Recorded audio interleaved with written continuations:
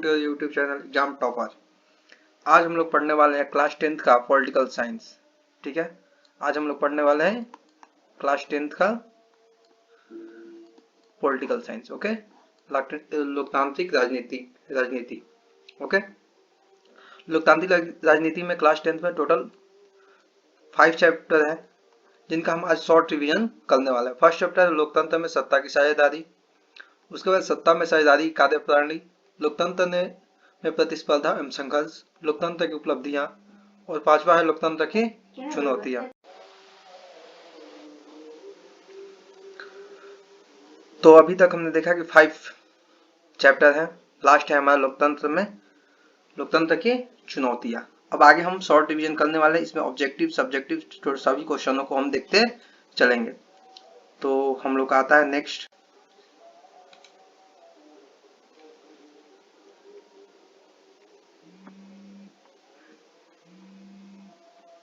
Okay, अभी हम लोग देखने वाले हैं कुछ बेसिक, हम पढ़ने से पहले कुछ बेसिक बातों को देख लेंगे। लोकतंत्र एक चैप्टर फर्स्ट लेसन है, इसमें से कुछ ऑब्जेक्टिव क्वेश्चंस बन जाते हैं।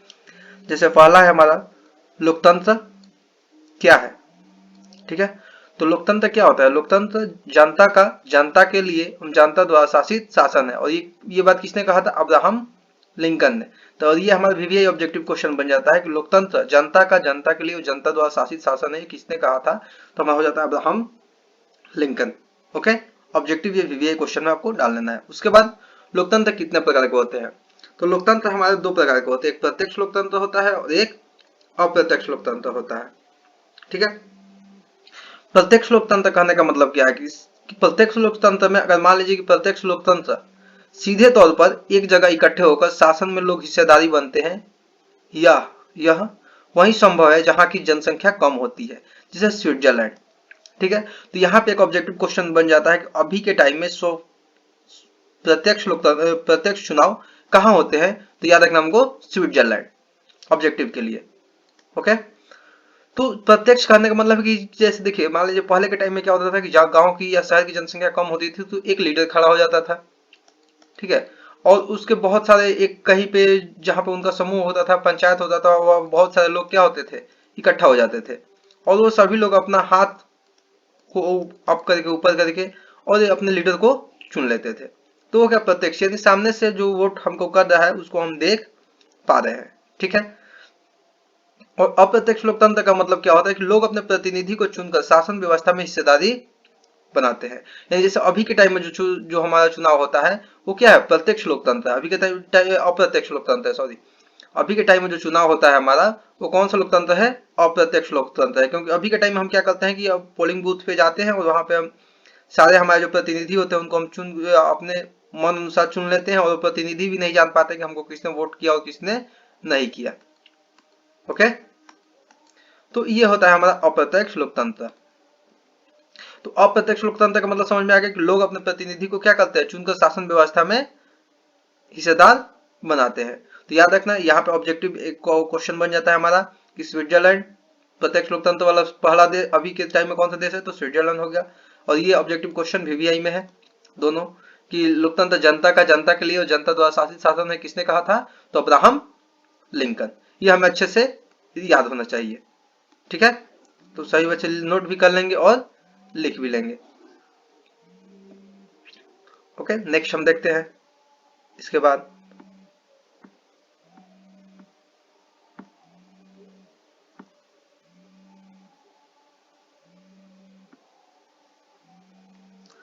उसके बाद लोकतंत्र अपने स्वरूप में कैसा हो सकता है? तो लोकतंत्र अपने स्वरूप में 2 तरह का होता है, एक संघीय व्यवस्था के साथ। ओके, लोकतंत्र अपने स्वरूप में कितने तरह से होता है? 2 तरह से, एक संघीय व्यवस्था की तरह रूप में और एक एकात्मक व्यवस्था के रूप में। ठीक है, तो लोकतंत्र अपने स्वरूप में कैसा हो सकता है? एक संघीय व्यवस्था और एक एकात्मक व्यवस्था, यानी स्वरूप 2 हो सकते हैं लोकतंत्र के। पहला है जहाँ केंद्र सरकार के साथ साथ राज्य सरकार भी होती है संघीय व्यवस्था में।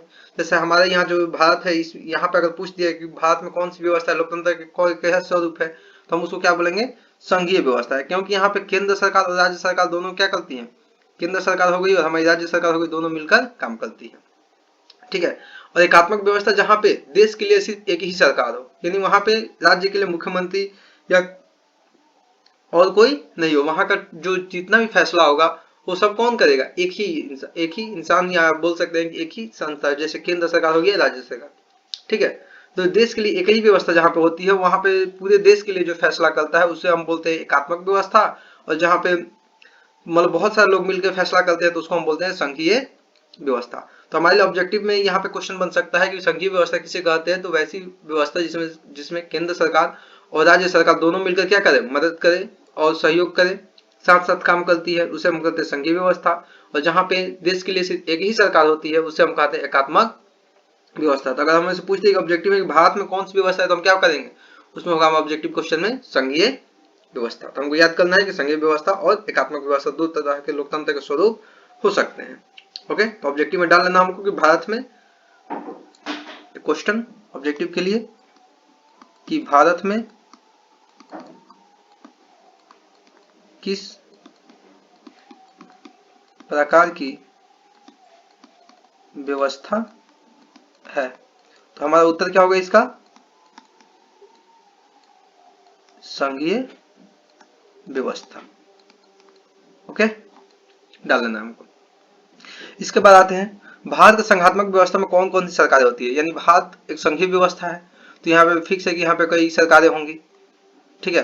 तो पूछा है कि भारत की संघीय व्यवस्था में कौन कौन सी सरकारें होती हैं। तो देखते हैं भारत संघात्मक व्यवस्था की में कौन कौन सी सरकार होती है। तो पहला हो गया केंद्र सरकार और दूसरा हो गया राज्य सरकार, यानी देश के सभी राज्यों के लिए सरकार जो होती है वो उसको हम बोलते हैं केंद्र सरकार, और सिर्फ उसी राज्य के लिए जो सरकार होती है वो हमारी होती है राज्य सरकार। सॉरी, जैसे केंद्र सरकार में अभी के लिए टाइम में जो प्रधानमंत्री होते हैं, प्रधानमंत्री, और राज्य में कौन होता है, मुख्यमंत्री। ओके, तो हर एक राज्य का अपने अपने प्रधानमंत्री और अपने अपने क्या होते हैं, मुख्यमंत्री प्रेजेंट होते हैं। आप लोग नोट कर लिए होंगे ये क्वेश्चंस ऑब्जेक्टिव।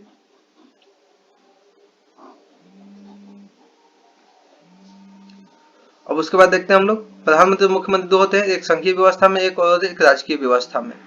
ओके, तो यहाँ पे कुछ विशेष पॉइंट है। केंद्र सरकार देश के सभी राज्यों के लिए सरकार होती है, राज्य सरकार सिर्फ उसी राज्य के लिए सरकार होती है।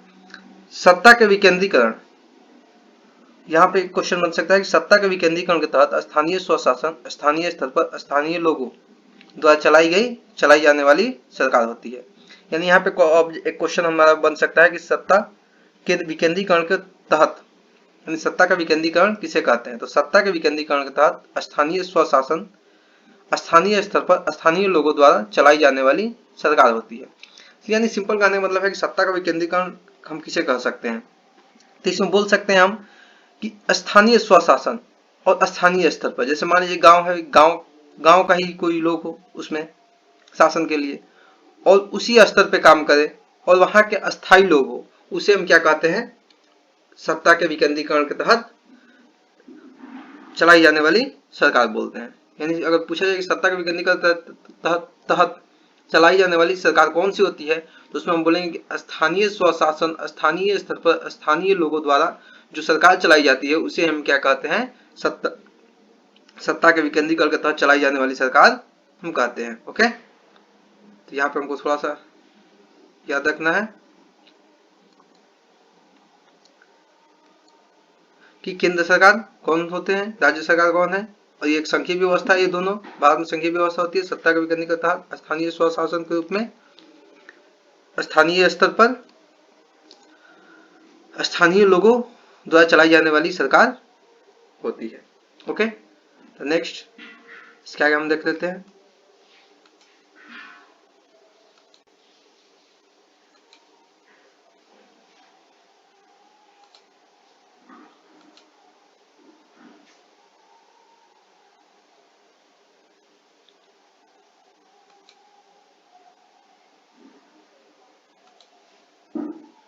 सॉरी, एक मिनट।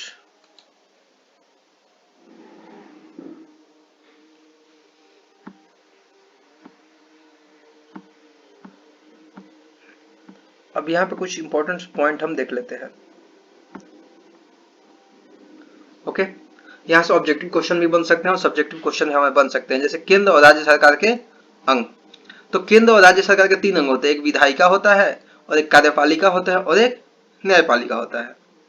ठीक है, जैसे देश या राज्य के लिए कानून बनाने वाली संस्था क्या होती है, हमारी विधायिका होती है। जो हमारे देश या राज्य के लिए जो कानून बनाता है वो क्या होता है, उसे हम क्या बोलते हैं, विधायिका बोलते हैं। ओके, जो हमारे देश के लिए और राज्य के लिए कानून या नियम बनाते हैं। और देश और राज्य के लिए कानून कहाँ कहाँ बनते हैं, तो एक केंद्र में बनता है और एक राज्य में। केंद्र में जो सांसद यानी जिसे हम एमपी बोलते हैं, ठीक है, मेंबर ऑफ पार्लियामेंट, एमपी का full form member of parliament. तो जो संसद होते हैं डिस्ट्रिक्ट के, या जो संसद लोग केंद्र में जाते हैं कि पार्लियामेंट में बैठते हैं, वो लोग केंद्र के लिए मतलब पूरे देश के लिए और राज्य के लिए कानून बनाने का काम करते हैं। दूसरा है राज्य में विधानमंडल, विधानसभा एवं विधान परिषद। ठीक है, तो राज्य में जो कानून बनाने का काम करता है कौन होता है, विधानमंडल, जिसे हम विधानसभा एवं विधान परिषद जिसमें होते हैं। ठीक है, तो राज्य में जो कानून बनाता है वो विधानमंडल होता है और केंद्र में जो कानून बनाता है वो हमारा संसद होता है। ओके, उसके बाद देखते हैं हम लोग। तो हमको याद रखना है कि देश या राज्य के लिए कानून बनाने वाली संस्था को हम क्या बोलते हैं, तो उसे हम बोलते हैं विधायिका। उसे हम क्या बोलते हैं, विधायिका। ओके, और देश या राज्य के लिए देश या राज्य के लिए कानून बनाने वाली संस्था जो होती है वो क्या होती है, विधायिका होती है। केंद्र में संसद और लोक, ठीक है, संसद, लोकसभा और राज्यसभा। यहाँ पे क्या होता है, केंद्र में कानून बनता है और राज्य में विधानमंडल, विधानसभा परिषद होता है। ठीक है, उसके बाद हम देखते हैं कार्यपालिका। कार्यपालिका यानी कि नाम से ही पता चलता है, कार्यपालिका कार्य को पालन करेगी, यानी कार्य लागू हो, जो कानून बनेंगे उसको लागू करने का काम करेगी। जैसे देश एवं राज्य में कानून को लागू करने वाली संस्था, कार्यपालिका द्वारा क्या किया जाता है कि देश या राज्य में कानून को लागू किया जाता है, जो नियम बनाए जाते हैं उनको लागू करने का काम करती है। यहाँ पे विधायिका में कानून बनते हैं और कार्यपालिका द्वारा कानून को लागू किया जाता है। ये कानून केंद्र में राष्ट्रपति, प्रधानमंत्री और मंत्रिपरिषद द्वारा लागू किया जाता है, अनुमति दी जाती है। और राज्य में राज्यपाल, मुख्यमंत्री और मंत्रिपरिषद द्वारा इसकी अनुमति दी जाती है कि ये कानून लागू हो जानी चाहिए या होनी चाहिए। ठीक है, जिसकी अनुमति केंद्र में राष्ट्रपति, प्रधानमंत्री और मंत्रिपरिषद मिलकर देते हैं और राज्य में भी राज्यपाल, मुख्यमंत्री और मंत्रिपरिषद मिलकर इस कानून को क्या करते हैं, पारित करते हैं। तो याद रखना हमें, केंद्र में कार्यपालिका जो होती है, कानून की अनुमति जो नियम बनते हैं उनको लागू करने की संस्था कौन कौन सी है, उसमें कौन से लोग काम करते हैं, राष्ट्रपति, प्रधानमंत्री और मंत्रिपरिषद। राज्य में राज्यपाल और मुख्यमंत्री और मंत्रिपरिषद होते हैं। ओके, तो ये हमारे ऑब्जेक्टिव क्वेश्चन हो सकते हैं। तो हमको ज्यादा से ज्यादा क्या करना है, इसी तरह से याद करते हुए चलना है। अब इसका हम शॉर्ट ट्रिक भी बताने वाले हैं, कैसे हमको हमेशा के लिए याद हो जाएगा तीनों का। अब आगे देखते हैं हम तीसरे का पहले। तो न्यायपालिका क्या होता है, देश या राज्य में संविधान एवं कानून के अनुसार सरकार चले इसके लिए न्याय करना।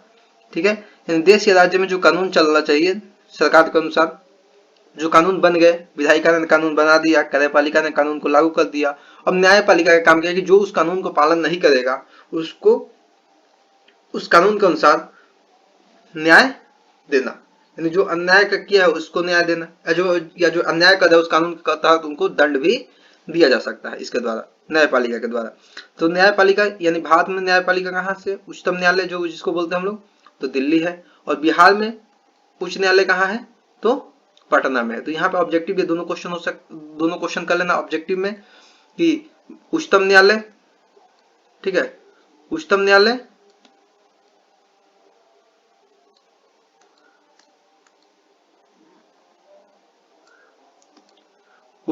कहाँ है, तो याद रखना है दिल्ली, और बिहार के पटना में उच्च न्यायालय प्रेजेंट है। तो ऑब्जेक्टिव के लिए ये हमें याद करना है। सरकार के ये अंग एक ही स्तर पर रहकर अपने अपने अधिकारों का उपयोग करते हुए इसे नियंत्रण एवं संतुलन बना रहता है। यानी सरकार के ये जो तीनों अंग है ये क्या करते हैं, अपने अपने स्थान पर रहकर ही, ठीक है, अपने अपने स्थान पर रहकर ही, अपने स्तर पर रहकर अपने अधिकारों का उपयोग करते ही हुए इस राज्य और देश में संतुलन बनाने का कार्य करते हैं। अब हम एक शॉर्ट ट्रिक की मदद से समझेंगे कि किस तरह से हमको ये हमेशा के लिए याद हो जाएगा। कार्यपालिका का कार्य क्या होता है, न्यायपालिका का क्या होता है, और हमारा विधायिका का क्या होता है। तो देखते हैं,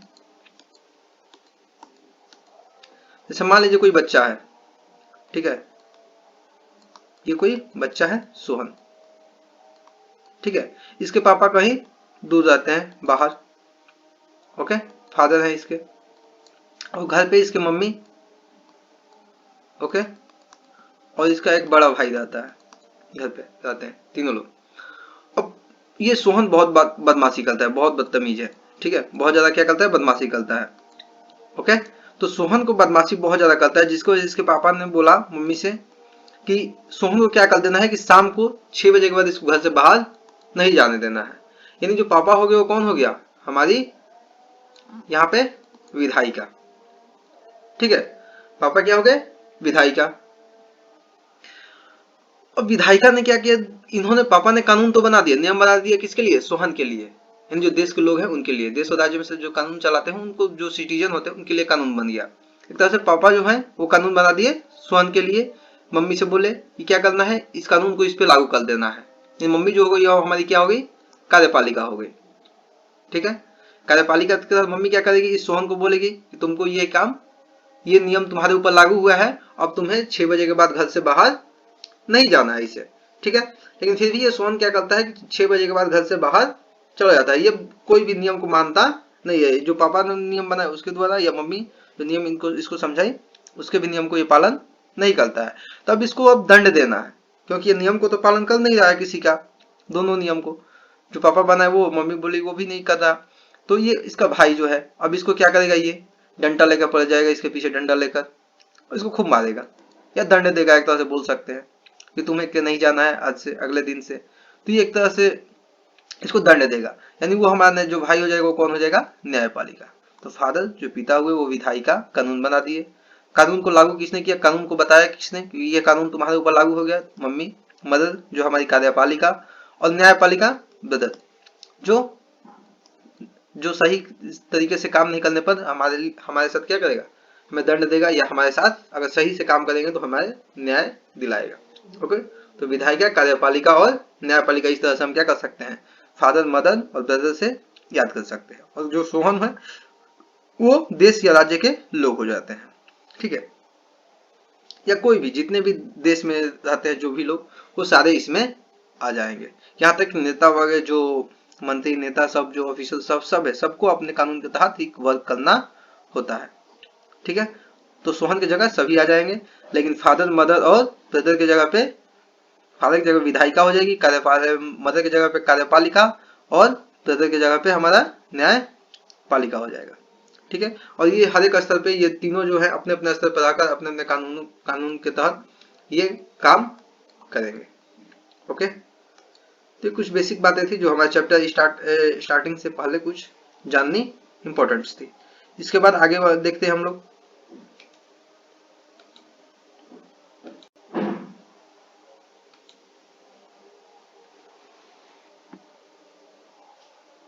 फर्स्ट चैप्टर है हमारा,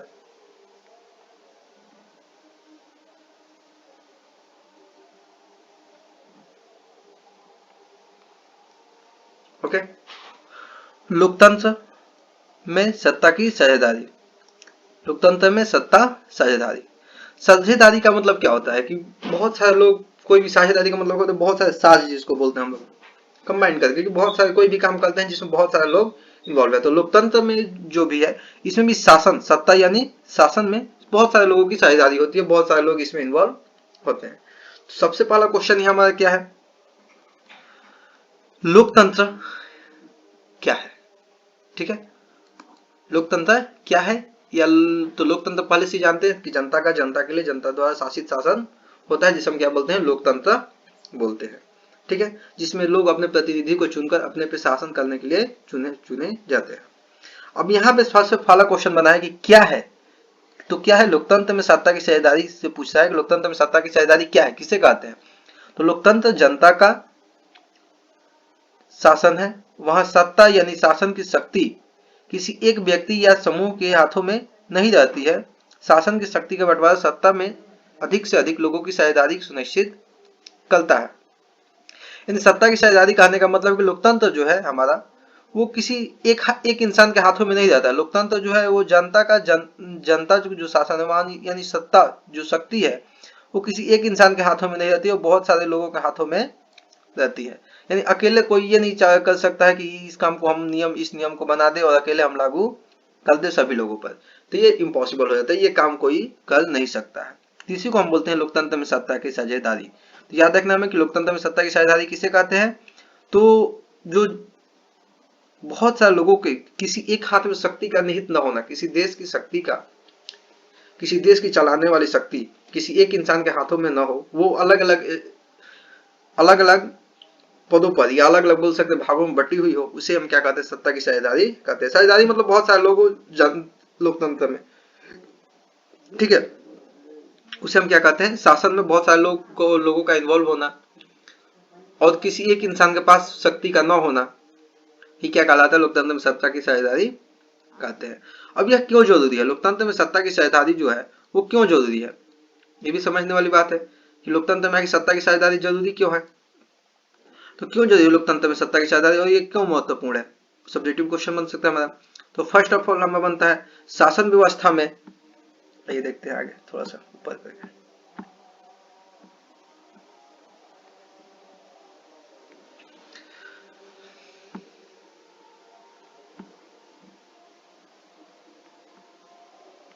ठीक है, हो जाता है हमारे शासन व्यवस्था में समाज के सभी वर्गों को शामिल करने के लिए सामाजिक समूहों के बीच आपसी टकराव, ठीक है, जैसे जातीय, लैंगिक, भाषाई सांप्रदायिकता को कम करने के लिए कम करने के लिए, तीसरा है राजनीतिक व्यवस्था को दृढ़ स्थायित्व प्रदान करने के लिए। पहला है शासन व्यवस्था समाज के सभी वर्गों को शामिल करना, यानी शासन में समाज के हर वर्ग के लोग हो, किसी एक वर्ग का आधिपत्य शासन में न हो। नहीं तो अगर किसी एक वर्ग के पास शासन का आधिपत्य आ जाएगा तो क्या करेगा, दूसरे पे अत्याचार, दूसरे वर्ग के साथ अत्याचार करेगा, जिसके लिए ये बांट दिया गया है कि सत्ता में शासन में क्या होना चाहिए, हर वर्ग के लोग होने चाहिए। दूसरा हो जाता है हमारा सामाजिक समूह के बीच आपसी टकराव।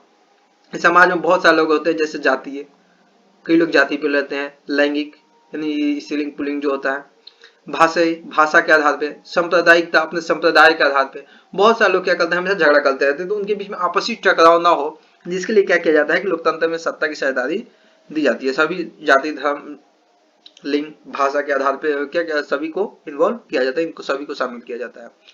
तीसरा हो जाता है राजनीतिक व्यवस्था को दृढ़ता एवं स्थायित्व प्रदान करने के लिए। अगर इस प्रकार की सभी लोगों का सहयोग होगा तो उसमें उसको क्या होगा कि जो भी व्यवस्था बनेगी उसमें सभी की साझेदारी होने के कारण उसे एक स्थायित्व मिलेगा, ठीक है, स्थायित्व प्रदान करेगा, मतलब एक बोल सकते हैं कि वो लंबे समय तक वो कार्य उस तरह से अपने हिसाब से वो कार्य चलते रहेगा, इसी तरह से आगे बढ़ते रहेगा। तो यहाँ पे हमने देखा कि लोकतंत्र में सत्ता की साझेदारी क्या है, ठीक है, उसके बाद हमने देखा कि यह क्यों जरूरी है और ये लोकतंत्र के लिए क्यों महत्वपूर्ण भी है। तो यहाँ पे ये दोनों जो है हमारा सब्जेक्टिव क्वेश्चंस बन सकते हैं, तो हमको क्या करना है, स्क्रीनशॉट ले लीजिएगा और नोट डाउन कर लीजिए कॉपी पे। ओके, नेक्स्ट आगे देखते हैं हम लोग।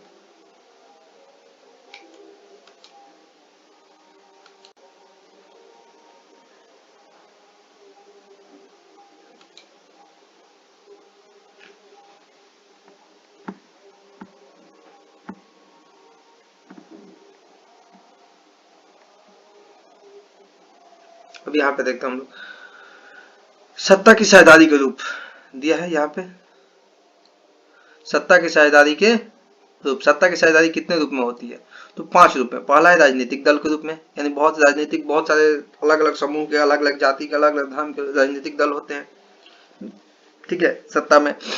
दूसरा होता है विभिन्न स्तरों पर सत्ता विभाजन, यानी सत्ता किसी एक इंसान के हाथ में, वो अलग अलग स्तर पर है, जैसे केंद्र सरकार है, राज्य सरकार है और स्थानीय स्वशासन है, ठीक है। उसके बाद सरकार के विभिन्न अंग, जो विधायिका होती है, कार्यपालिका हो गई, न्यायपालिका, ये पहले के बारे में, तीनों के बारे में जान चुके हैं। केंद्र सरकार के भी बारे में पढ़े हैं, राज्य सरकार के भी। स्थानीय स्वशासन में तो जनरली जो हमारे गांव या गांव का शासन होता है, जो या जिला का शासन जो आता है, वो हमारा क्या होता है, स्थानीय स्वशासन होता है। उसका विभिन्न स्थानीय स्वशासन में जनरली हमारा जो गांव का शासन आता है, गांव में जो शासन होती है, जो मुखिया पर सरपंच द्वारा किया जाता है, वो हमारा जो होता है स्थानीय स्वशासन कहा जा सकता है। विभिन्न समुदायों के सत्ता की साझेदारी या भागीदारी, सत्ता की साझेदारी में कौन कौन समुदाय, जातीय समूह होता है, भाषीय समूह होता है, धार्मिक समूह, क्षेत्रीय समूह, लैंगिक समूह, महिलाओं का राजनीतिक प्रतिनिधित्व, यानी ये सारे सत्ता के साझेदारी में ये सारे क्या होते हैं, प्रेजेंट होते हैं। विभिन्न समुदायों के बीच जो होती है सत्ता की साझेदारी होती रहती है। उसके बाद होता है दबाव समूह। सब्जेक्टिव क्वेश्चन है लोकतंत्र में सत्ता की साझेदारी, इस सारे पॉइंट्स को हमको ध्यान में रखना है। दबाव समूह, अलग अलग समूह बनाए जाते हैं, ठीक है, और जो क्या करते हैं सरकार के अपने हितों के लिए बनाए रखने के लिए बनाए गए संगठन को हित समूह कहते हैं। जैसे फुटबॉल क्लब, जातीय संगठन, गांव और मोहल्ला समिति, अपने हितों के लिए बनाया गया संगठन जब सरकार की नीतियों और कार्यक्रम को प्रभावित करने लगे तब वह दबाव समूह के रूप में जाना जाता है। ये वैसा समूह जो अपने हित के लिए बनाया जाता है, स्वयं के हित के लिए, स्वयं किसी जाति के लिए, किसी धर्म से, ठीक है, तो वो क्या कहलाता है, दबाव समूह कहलाता है। और सरकार की नीतियां जो होती है, जो कार्यक्रम होते हैं, अगर उसको प्रभावित करने लगता है तो उसे हम क्या बोलते हैं, दबाव समूह बोलते हैं। जैसे कभी कभी कुछ होता है, कोई सरकार के नियम जो बनाए जाते हैं वो कभी अच्छे नहीं लगते तो उसके द्वारा क्या किया जाता है, आंदोलन कर दिया जाता है, तो एक तरह से सरकार पे दबाव समूह बन जाता है हमारा। तुमको ये भी रखना है दबाव समूह किसे कहते हैं। तो जब सरकार की यहाँ से जब सरकार की नीतियों एवं कार्यक्रमों को प्रभावित करने लगे, जब कोई समूह सरकार के नीतियों और कार्यक्रमों को प्रभावित करने लगे तब वो क्या कहलाता है, दबाव समूह कहलाता है। जैसे छात्र संघ हो गया, शिक्षक संघ हो गया, व्यवसायिक संघ हो गया, मजदूर संघ हो गया। ओके, तो हमको नोट डाउन करना है। यहाँ पे 2 क्वेश्चंस जो बहुत इंपॉर्टेंट है हमारे एग्जाम के लिए, ये आप लोगों को कर भी लेना है, ठीक है। तो सत्ता की साझेदारी से आप क्या समझते हैं, सत्ता की साझेदारी लोकतंत्र में क्यों महत्व रखती है, ठीक है। ये दोनों सब्जेक्टिव क्वेश्चन है और इंपॉर्टेंट भी है पॉलिटिकल साइंस के अनुसार, पॉलिटिकल साइंस के पॉइंट से, ठीक है। अगर स्क्रीनशॉट लेना है तो आप लोग ले सकते हैं लिखने के लिए।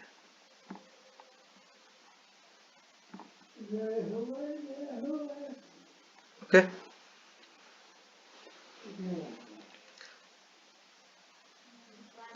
नेक्स्ट देखते हैं हम लोग।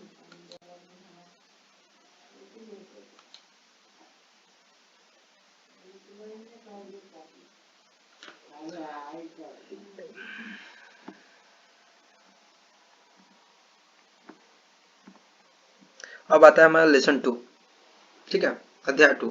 इसमें ये थोड़ा सा पॉइंट पहले से भी जानते हैं, संघात्मक व्यवस्था क्या है, एकात्मक व्यवस्था क्या है, इसको दोहरी सरकारी और इसको एकहरी सरकार भी बोलते हैं, यानी केंद्र सरकार और राज्य सरकार होती है, ठीक है। जैसे भारत हो गया, अमेरिका हो गया, कनाडा हो गया, यहाँ पे क्या होती है, सरकार बटी रहती है, राज्य सरकार और केंद्र सरकार 2 होती है, ठीक है। जहाँ सत्ता केंद्र सरकार में निहित एवं स्थित हो, यानी जहाँ पे सत्ता एक हरी शासन व्यवस्था होती है, शासन की एक ही स्तर होता है। जैसे उदाहरण के ब्रिटेन जो होता है, तो याद रखना है कि शासन की एकात्मक व्यवस्था कहाँ होती है, तो ब्रिटेन में, ठीक है। एकात्मक व्यवस्था कहाँ पे है, तो ब्रिटेन में है, ठीक है। अब यहाँ पे कुछ हमको इंपॉर्टेंट पॉइंट दिए गए हैं, बीबीए में ऑब्जेक्टिव क्वेश्चन में इसको मेंशन कर लेना है। एकात्मक व्यवस्था एक हरी सरकार कहाँ पे है, या एकात्मक व्यवस्था कहाँ है, तो ब्रिटेन, ठीक है। और किन किन देशों के पास दोहरी सरकारें हैं, तो भारत, अमेरिका, कनाडा, जितने भी ये सारे देश हैं, इनमें के पास क्या है, एकात्मक व्यवस्था। अब यहाँ पे हम देखते हैं कुछ मेन पॉइंट्स,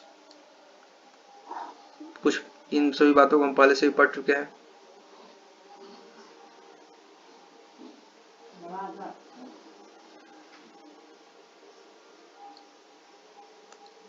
ओके, तो संघात्मक व्यवस्था दोहरी सरकार, केंद्र सरकार एवं राज्य सरकार होती है। संघात्मक व्यवस्था में 2 सरकार होती है, पहले से भी हम लोग पढ़ चुके हैं। पहला, इसमें लिखित संविधान होता है और शक्ति का बंटवारा होता है, ठीक है। और थर्ड पॉइंट है स्वतंत्र निष्पक्ष न्यायपालिका होती है। तो संघात्मक व्यवस्था की विशेषता अगर लिखनी होगी तो हमको याद रखना कि इसमें केंद्र दोहरी सरकार होती है, केंद्र एवं राज्य सरकार होती है। इसके लिए लिखित संविधान होता है जिसके तहत देश में पूरे नियम और कानून को पालन किया जाता है, ठीक है, और उसी के अनुसार सरकारें काम करती है। ओके, उसके बाद स्वतंत्र एवं निष्पक्ष न्यायपालिका होता है। ओके, स्वतंत्र एवं निष्पक्ष क्या होता है, न्यायपालिका होता है। तो यहाँ पे हमको शक्ति के बंटवारे के रूप में देखा जाए, केंद्र सूची 97 विषय पर कानून बनाने का अधिकार केंद्र को है, यानी किस आर्टिकल के अनुसार, किस विषय के अनुसार केंद्र को सरकार बनाने का अधिकार है, तो याद रखना हमको 97। उसके बाद 66 विषय जो है उसके अनुसार कानून बनाने का अधिकार राज्य को भी मिला जाता है। उसके बाद समवर्ती सूची में 47 विषय पर कानून बनाने का अधिकार केंद्र एवं राज्य को दोनों को दिया गया, यानी समवर्ती दोनों को कानून बनाने का समान अधिकार, वो है हमारा विषय 47। ऑब्जेक्टिव के लिए तीनों याद रखना है कि केंद्र कानून को बनाने का अधिकार किस विषय के अंतर्गत गया, 97, राज्य को 66 और इसको 47, ठीक है। उसके बाद है स्वतंत्र निष्पक्ष न्यायपालिका के रूप में। हमको यह अगर सब्जेक्टिव में है तो ये पूरे पॉइंट्स को हमको मेंशन करते हुए चलने पड़ेंगे। उसके बाद आता है स्वतंत्र एवं निष्पक्ष न्यायपालिका। ठीक है, तो स्वतंत्र एवं निष्पक्ष न्यायपालिका कहने का मतलब क्या है कि जो न्यायपालिका होती है वो हमेशा क्या होती है, स्वतंत्र होती है, किसी एक इंसान के पक्ष में दबाव में आके काम नहीं करती। जैसे उच्चतम न्यायालय जो होता है दिल्ली में, ठीक है, दिल्ली में ये क्या है, उच्चतम न्यायालय है जो हर वक्त क्या करता है, स्वतंत्र और निष्पक्ष न्याय करता है, किसी के पक्ष में आकर न्याय नहीं करता, हमेशा क्या करता है, सबके साथ न्याय के साथ न्याय करता है, अन्याय किसी के साथ कभी ये नहीं कर सकता है। ठीक है, क्योंकि इसका क्या होता है, स्वतंत्र और निष्पक्ष ये अपना जो होता है फैसला सुना देता है। ठीक है, उसके बाद उच्च न्यायालय भी है, ये भी जिला सत्र न्यायालय होता है जिसे डिस्ट्रिक्ट कोर्ट बोलते हैं। उसके बाद अनुमंडल न्यायालय, ठीक है, उसके बाद ग्राम कचहरी होती है, ग्राम सभा। अब यहाँ पे एक क्वेश्चन बन सकता है, ग्राम कचहरी का अध्यक्ष कौन होता है, तो सरपंच होता है। जो ग्राम कचहरी में जो जज एक तरह से बोल सकते हैं, तो कौन होता है, सरपंच होता है ग्राम कचहरी का। ठीक है, और वो ग्राम पंचायत में प्रेजेंट होता है, जो गांवों के झगड़ों को क्या करता है, हमेशा मतलब न्याय करता है। ओके,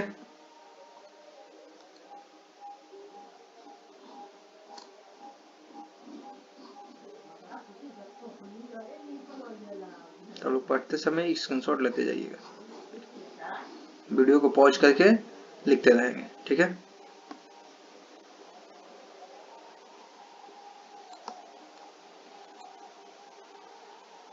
आगे हम देखते हैं।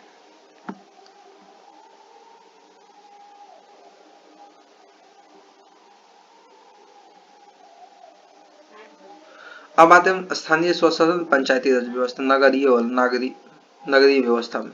इसमें तीन तरह के होते हैं, नगर पंचायत होता है, नगर परिषद होता है और नगर निगम होता है। ठीक है, नगर पंचायत में अंग कौन कौन से होते हैं, अध्यक्ष होता है, उपाध्यक्ष होता है, कार्यपालक पदाधिकारी होता है। ठीक है, नगर परिषद में नगर परिषद के अंग नगर परिषद, पार्षद, विभिन्न समितियां, अध्यक्ष उपाध्यक्ष, कार्यपालक पदाधिकारी होता है। ठीक है, उसके बाद नगर निगम के अंतर्गत होता है महापौर एवं उप महापौर, जिसको मेयर बोलते हैं। नगर निगम परिषद होता है, स्थानीय समिति होती है, परामर्शदात्री समिति होती है, नगर आयुक्त होता है। ठीक है, नगर निगम बोल सकते हैं कि बड़े बड़े शहरों में, बड़ी बड़ी सिटी जो होती है उनमें नगर निगम होती है, वहां पे नगर निगम। ठीक है, तो इस तरह से करके हमारे क्या होता है, नगरीय स्वशासन होता है। यहाँ पे क्वेश्चन बनता है, क्वेश्चन पूछता है अक्सर कि नगर निगम के कार्य क्या होते हैं, नगर निगम के कार्यों का उल्लेख करिए, कार्य लिखे।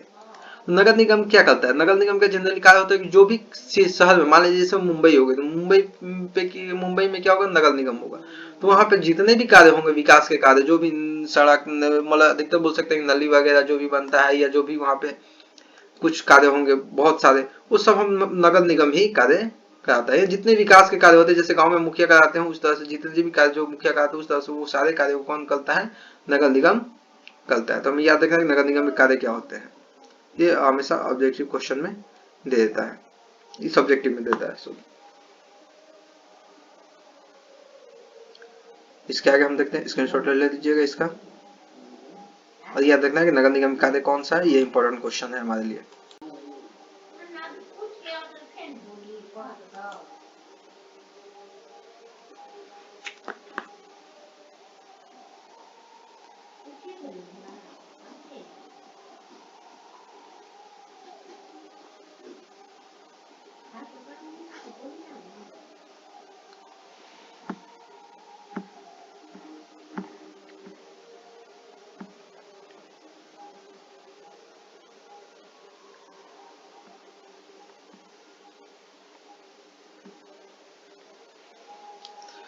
उसके बाद हम देखते हैं ग्रामीण।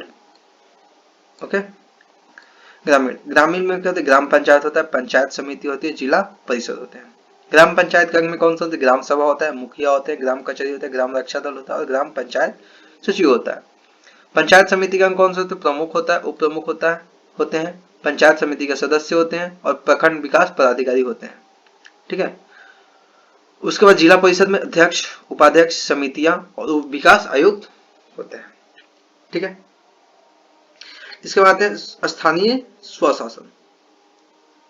ज्यादा डीप में नहीं जाना है, हम लोग शॉर्ट रिवीजन कर रहे हैं, जिसकी वजह से थोड़ा सा आपको बुक में भी देखना पड़ेगा, देख लीजिएगा। स्थानीय स्वशासन क्या होता है, जब किसी स्थानीय क्षेत्र का शासन उस क्षेत्र के लोगों अथवा प्रतिनिधि द्वारा चलाया जाए तो उसे हम क्या कहते हैं, स्थानीय स्वशासन कहते हैं। तो ये हमको याद रखना है कि स्थानीय स्वशासन किसे कहते हैं, ऑब्जेक्टिव और सब्जेक्टिव दोनों में काम करेगा हमारे लिए।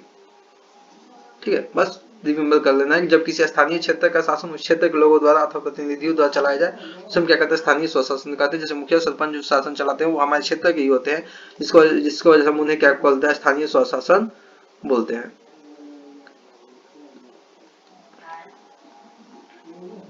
ओके, तो स्थानीय स्वशासन किसे कहते हैं याद कर लेंगे हम लोग।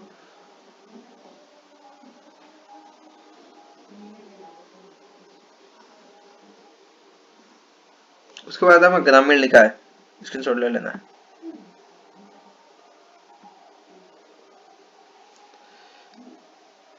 ग्रामीण निकाय क्या है, तो इसमें 4 स्तर होते हैं। जैसे स्तर 3 स्तर होते हैं, ग्राम, प्रखंड और जिला। ग्रामीण निकाय, स्थानीय निकाय में ग्राम में निकाय का नाम होता है ग्राम पंचायत। कार्यकाल कितना होता है, 5 वर्ष।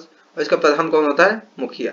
यहाँ पे ऑब्जेक्टिव क्वेश्चन है, ग्रामीण स्थानीय निकाय में कितने स्तर होते हैं, तो 3 स्तर होते हैं। ग्रामीण स्थानीय निकाय कितना स्तर हो गए, 3 स्तर।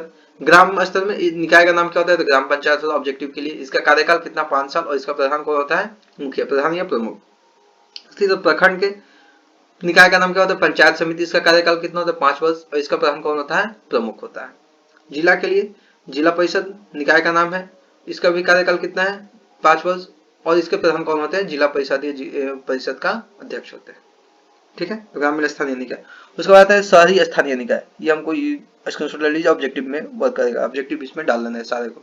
ग्राम पंचायत होता है, निकाय का नाम है, 5 साल कार्यकाल होता है। और इसका प्रधान कौन होता है, इस तरह से करके तीनों ऑब्जेक्टिव में लिख लेना है, स्क्रीनशॉट ले लो।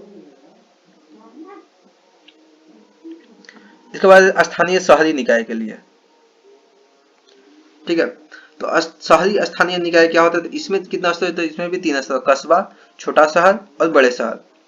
कस्बा किसे बोलते हैं, तो 12,000 से 40,000 की जनसंख्या वाले जहां पे लोग रहते हैं उसे हम कस्बा बोलते हैं।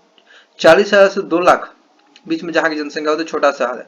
और 2 लाख से अधिक जहां की जनसंख्या होती है वो क्या हो जाता है, हमारा बड़ा शहर हो जाता है। तो जनसंख्या के अनुसार हमको ऑब्जेक्टिव में याद रखना है कि ये और ये कितनी जनसंख्या होने पर कोई कस्बा होता है, कोई छोटा शहर होता है, कोई बड़ा शहर होता है। अब इसके बाद होता है कस्बा में जो निकाय का नाम होता है नगर पंचायत होता है। छोटा शहर में नगर परिषद होता है और बड़े शहर में नगर निगम होता है। पहले हम नगर परिषद ये सब पढ़ चुके हैं, तो यहाँ पे भी हम रिवीजन कर सकते हैं, उसके बारे में जान सकते हैं। कार्यकाल कितना होता है, इन सभी का कार्यकाल जो होता है 5 वर्ष होता है। ठीक है, शहरी स्थानीय निकाय हो या ग्रामीण स्थानीय निकाय, ग्रामीण निकाय हो, सभी का कार्यकाल जो होता है 5 साल ही होता है। नगर पंचायत का अध्यक्ष कौन होता है, तो नगर पंचायत अध्यक्ष होता है। नगर परिषद का अध्यक्ष होता है, नगर परिषद अध्यक्ष होता है, मुख्य पार्षद जिसे बोलते हैं। और 5 नगर निगम का जो होता है महापौर या मेयर। ठीक है, तो ये हमको जनसंख्या के अनुसार ये याद करना पड़ेगा, कस्बा में कितने हैं, बीवी ऑब्जेक्टिव क्वेश्चन बनता है इससे, इंपॉर्टेंट, इसको नोट कर लेना सभी लोग। टोटल पॉइंट ये तीनों, ये कितने जनसंख्या होने पर किसे कस्बा बोलेंगे, किसे छोटा शहर बोलेंगे, किसे बड़ा शहर बोलेंगे। ठीक है, और ये बड़े शहर का जो प्रधान कौन होता है, महापौर या मेयर बोलते हैं। ठीक है, और इससे नगर निगम होता है। नगर परिषद में कौन होता है, नगर परिषद, ये हमको ऑब्जेक्टिव में याद करना है, लेकिन ये जनसंख्या जरूर रिमेम्बर कर लेना है। ठीक है, और इसमें भी जो बन जाता है ये वाला हो जाता है। बाकी ये दोनों आप लोग थोड़ा सा ऑब्जेक्टिव में ध्यान दीजिएगा, क्योंकि ऑब्जेक्टिव क्वेश्चन ज्यादा आते हैं। स्क्रीनशॉट ले लेना है जिसको लेना है वो।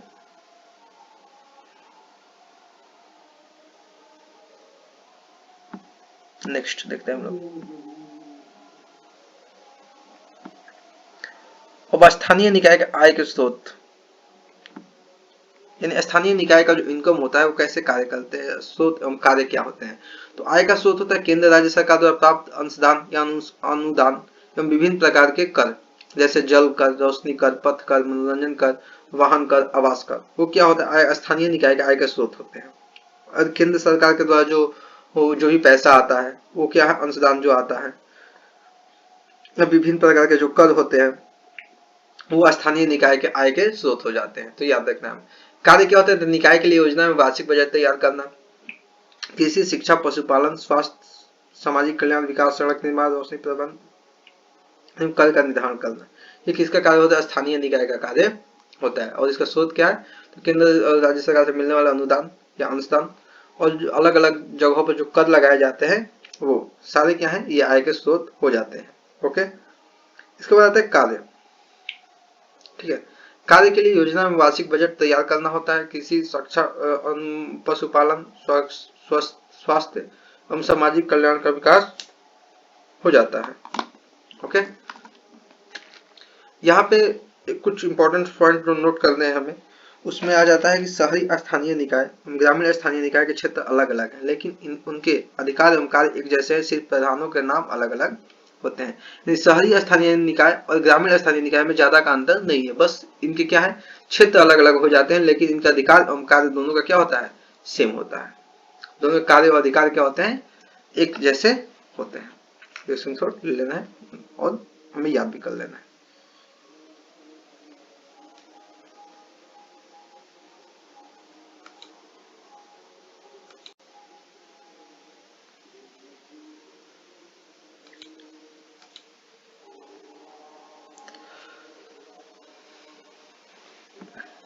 अब यहाँ पे कुछ इंपॉर्टेंट क्वेश्चन, 2 क्वेश्चन हमने पहले देखे थे और 5 क्वेश्चन यहाँ पे अब सब्जेक्टिव क्वेश्चन। पहला है नगर पंचायत के प्रमुख अंग कौन कौन है।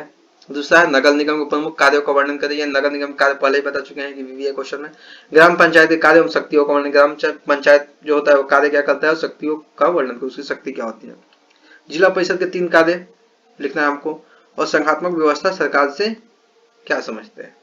ये 5 क्वेश्चन आपको कर लेने हैं बुक्स में, अपने कॉपी में एग्जाम देने से पहले अच्छे से, ठीक है, प्रिपेयर कर लेना है इन सभी क्वेश्चंस को। 2 क्वेश्चन पहले हो गए, 5 क्वेश्चन यहाँ पे हो जाते हैं हमारे। स्क्रीनशॉट ले लीजिएगा, नोट डाउन कर लीजिए।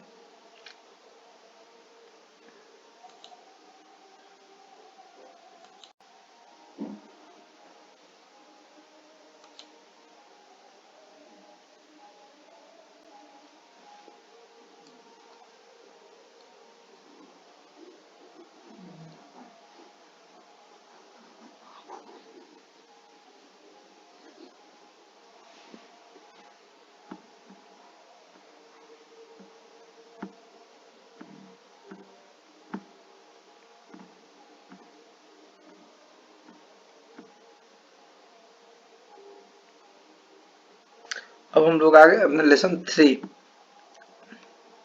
तीसरे लेसन में, जिसका नाम है लोकतंत्र में सत्ता की प्राप्ति के लिए प्रतिस्पर्धा और संघर्ष। लोकतंत्र में सत्ता प्राप्ति के लिए प्रतिस्पर्धा एवं संघर्ष, ठीक है। लोकतंत्र में सत्ता प्राप्ति के लिए प्रतिस्पर्धा एवं संघर्ष क्या क्या होते हैं। तो प्रतिस्पर्धा सत्ता में हिस्सेदारी की इच्छा रखने वाले में सत्ता प्राप्त करने के प्रयास।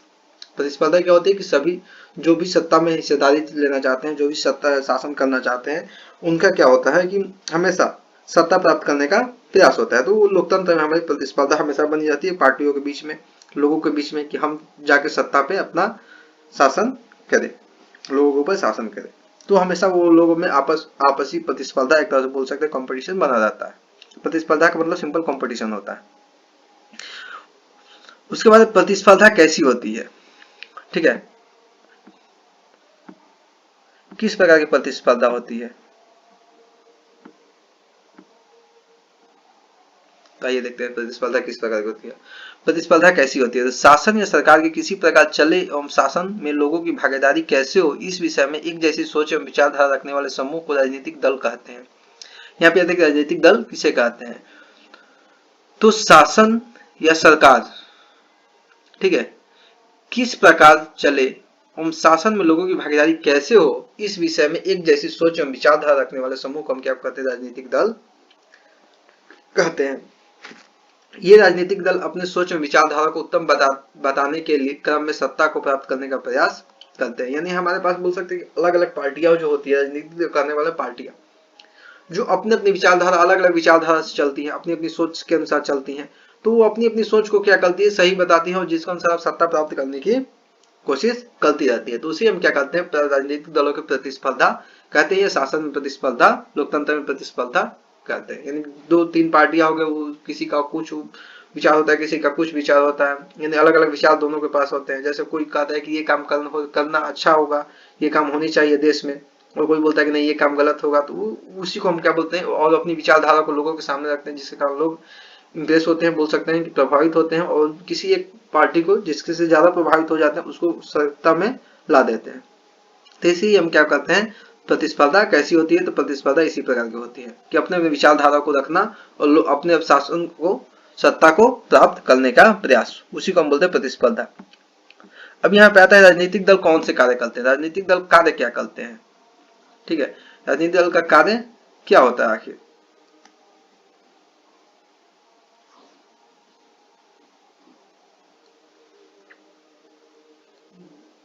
तो नीति एवं कार्यक्रम बनाने का कार्य करते हैं। राजनीतिक दल क्या करते हैं? नीति यानी नियम एवं कार्यक्रम बनाने का कार्य करते हैं। चुनाव में बहुमत प्राप्त करके शासन करते हैं, राजनीतिक दल का कार्य होता है।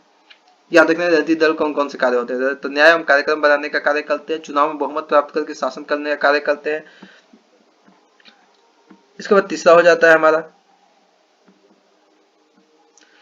राजनीतिक दल अपने कार्यक्रमों को चुनाव घोषणा पत्र बनाकर जनता के बीच जाते हैं और चुनाव में भाग लेते हैं। यानी अलग अलग जो होता है घोषणा पत्र करते हैं कि किसानों का कर्ज माफ, या हम बिजली पानी फ्री देंगे, ऐसे करके जितने भी वादे करते हैं वो सारे कार्यक्रम घोषणा पत्र में जाते हैं और चुनाव में अपने शासन को बनाने के लिए ये सारे घोषणाओं को करते हैं। और चुनाव जीतने के बाद करेंगे या नहीं करेंगे वो अलग बात है, ठीक है। तो ये इन्हीं को क्या होता है, चुनाव में भाग लेते हैं और राजनीतिक दल के ये कार्य होते हैं। उसके बाद है फोर्थ नंबर में, फोर्थ और फिफ्थ सिक्स्थ नंबर,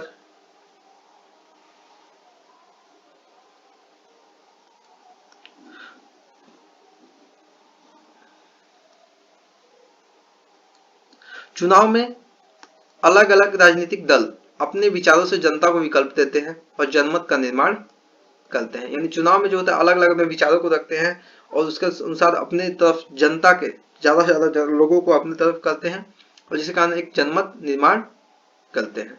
ओके, उसके बाद सरकार एवं जनता के बीच कड़ी का काम करते हैं। सरकार क्या होती है? सरकार एवं जनता के बीच कड़ी का काम करते हैं। राजनीतिक दल जो होते हैं सरकार से और जनता से क्या करते हैं? एक कड़ी के रूप में काम करते हैं, एक जोड़ने का काम करते हैं। सरकार जो होता है और जनता जो होती है उनको दल की नीतियों एवं कार्यक्रमों को बनाते हैं। राजनीतिक दल जो होते हैं वो क्या करते हैं? दल की नीति और कार्यक्रम को बनाते हैं किस तरह से हमें कार्य करना है।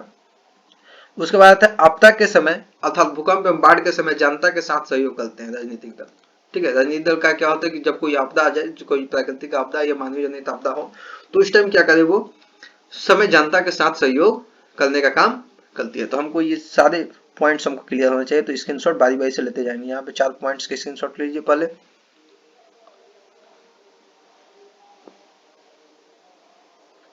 ओके, नेक्स्ट, राजनीतिक दल कौन कौन से कार्य होते हैं हमको याद रखने हैं। ओके, अब आगे देखते हैं हम लोग।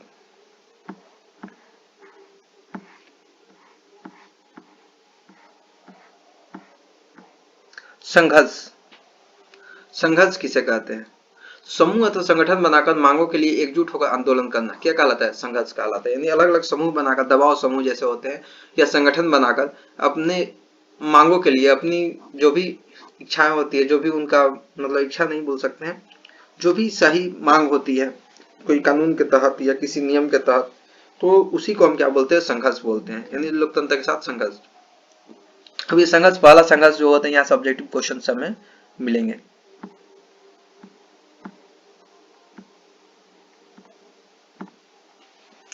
यहाँ पे बिहार छात्र आंदोलन, ओके, लोक नायक जयप्रकाश नारायण के नेतृत्व में 1975 में हुआ था। यानी याद रखना है कि बिहार छात्र आंदोलन कब हुआ था? तो 1975 में। और किसके मार्गदर्शक में? तो लोक नायक जयप्रकाश नारायण, ठीक है।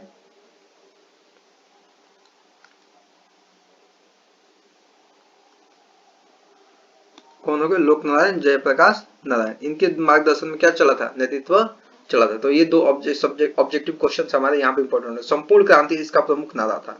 यानी अगर पूछा गया बिहार छात्र आंदोलन का प्रमुख नारा क्या था, तो याद रखना हमको संपूर्ण क्रांति, ओके, इसका प्रमुख नारा था। 1977 में केंद्र में जनता पार्टी की सरकार बनी थी और तत्कालीन कांग्रेस को सरकार की देशव्यापी पराजय मिली थी। यानी 1977 में किसकी सरकार बनी? जनता पार्टी की सरकार बनी थी और तत्कालीन उस टाइम जो कांग्रेस की सरकार थी उसे देशव्यापी पराजय मिली थी। पूरे देश में उस टाइम उसे हार का सामना करना पड़ा था, ठीक है, तो याद रखना कि बिहार छात्र आंदोलन कब हुआ था, तो 1975 में। इसका नेतृत्व किसने किया था, तो जयप्रकाश नारायण।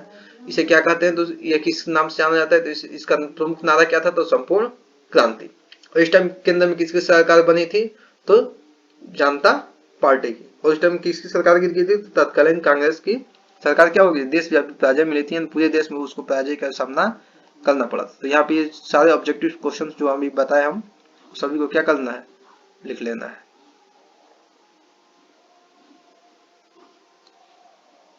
ओके, यहाँ से ऑब्जेक्टिव क्वेश्चन बन सकते हैं। नेतृत्व किसने किया था, तो लोकनायक जयप्रकाश नारायण कब हुआ था, तो 1975 में। और इसका नारा क्या था, संपूर्ण क्रांति। इस टाइम के अंदर में किसकी सरकार बनी थी, तो जनता पार्टी की सरकार 1977 में बनी थी। और उस टाइम हार किसको मिली थी, तो कांग्रेस को देशव्यापी पराजय मिली थी। ये ऑब्जेक्टिव क्वेश्चन हमको कर लेने हैं, डाल लेने हैं, इंपॉर्टेंट है।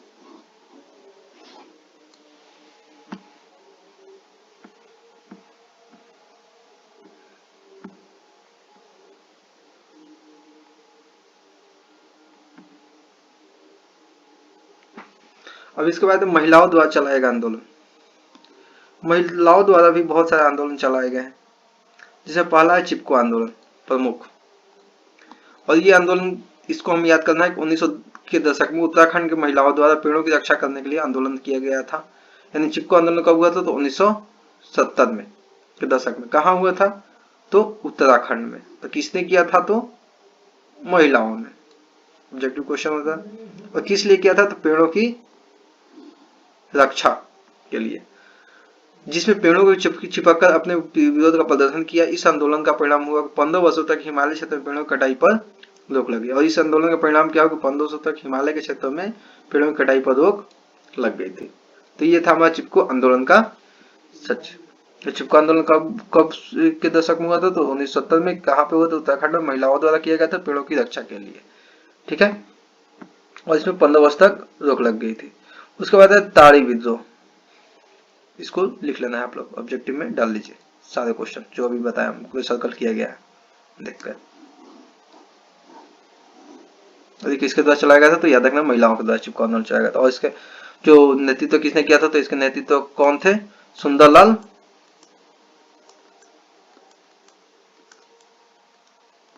बहुगुणा। ओके, इसका नेतृत्व किसने किया था, तो सुंदरलाल बहुगुणा, याद रखना है।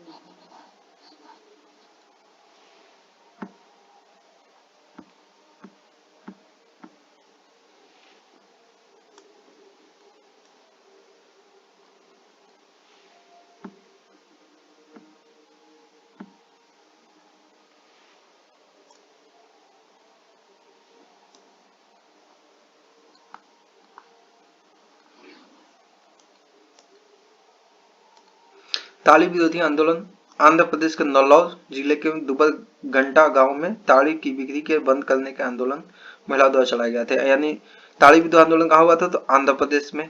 कहाँ पे, तो आंध्र प्रदेश के नौलौर जिले के दुबलगंटा गांव में। और यहाँ पे किस लिए होता है, ताड़ी की बिक्री को बंद कराने के लिए, ठीक है। आंदोलन महिलाओं द्वारा चलाया गया था। बाद में यह आंदोलन सामाजिक कुरीतियां यानी कि बुराइयां, कुरीतियों मीन्स क्या होता है, बुराइयों के खिलाफ आंदोलन बन गया। इसका परिणाम हुआ कि महिलाओं को स्थानीय निकाय में प्रतिनिधित्व देने के लिए संविधान में 73वीं एवं 74वीं संशोधन हुए।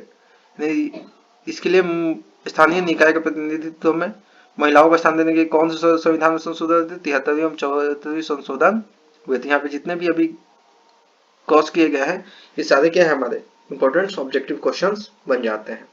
ताड़ी विरोधी आंदोलन कहाँ हुआ था, तो आंध्र प्रदेश के नौलौर जिले के दुबलगंटा गांव में। इसलिए तो ताड़ी बिक्री को बंद करने के लिए, क्योंकि वहाँ के लोग हमेशा ताड़ी पी पी कर, मतलब बोल सकते हैं कि अब घर पे झगड़ा या बहुत सारे मतलब गलत काम करने स्टार्ट कर दिए थे ताड़ी की वजह से, नशा की वजह से।